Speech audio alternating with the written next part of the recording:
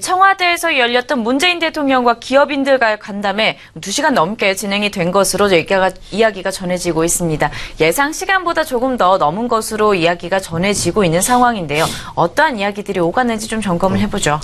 네, 기본적으로 일단 그 15개 기업, 오뚜기를 비롯해서 15개 기업을 문재인 대통령이 만났다. 그런 그 부분만 보더라도 이제 서로 간에 좀 이렇게 친기업적인 성향을 좀 보이고 있다. 그런 어떤 현 정부의 좀 입장을 좀 보이고 있다 보겠고요.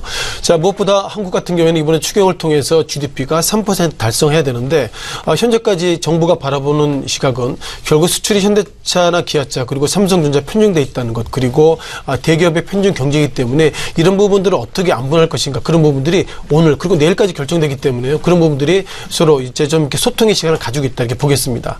자, 무엇보다도 일단 그 기업가 측에서 보시면 좋겠습니다. 친기업가 측에서는 상당히 그 문재인 대통령 관련돼서 부정적인 시각을 가지고 있습니다. 어떤 기사를 보면 정부가 100대 국정과제가 보고 있는데 기업들의 입장에서 보면 기울어진 운동장이다 할 정도로 최근의 정책들이 친노조 성향이 많지 않나, 그런 시각들이 많이 가지고 있습니다.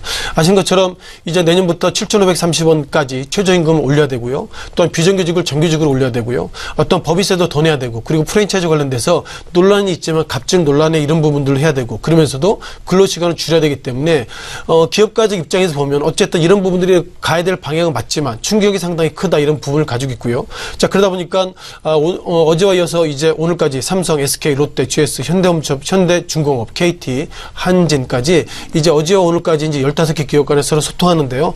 아무래도 어제도 오후 6시부터 말씀하신 것처럼 상당히 좀 긴 시간에 얘기를 했는데, 제가 볼 때 어저께까지, 즉 그저께까지는 정부가 어떻게 보면 일자리 창출을 통해서 친노조 색깔이 있었지만 어제와 오늘은 결국 친기업가 성향을 예상보다 좀 보여줄 수 있기 때문에 제가 볼 때 어떤 다른 팩터보다도 결국 기업가를 만난다, 그런 부분들이 가장 큰 팩트 같습니다.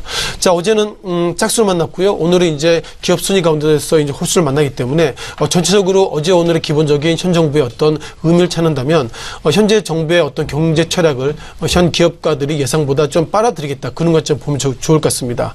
정리하면 기본적으로 지난 6월 달이죠. 지난 6월 달에도 공정거래위원장이 4대 기업의 어떤 총수를 만났는데 총수들이 그 공정거래위원장 만나고 나서 나가고 하는 말이 뭐냐면 정부 정책을 충분히 이해했다. 그리고 정부 정책에 나도 솔선수범하겠다, 그런 평가를 했기 때문에 어제 오늘 문재인 대통령 그리고 15대 기업의 어떤 만남을 통해서 제가 볼 땐 지금보다 일자리 창출이 되고, 이것이 단기적으로는 주가에 부정적일지 몰라도 큰 틀에서 보면 결국 제2노믹스의 기본 팩트가 일자리가 좋아지고 결국 소득이 좋아지면 기업이 좋아진다, 이런 어떤 틀을 보면 어제와 오늘의 만남을 수치화할 수 없지만 상당히 주가에는 좀 이렇게 긍정적인 의미가 있다라고 말씀을 좀 드려보겠습니다.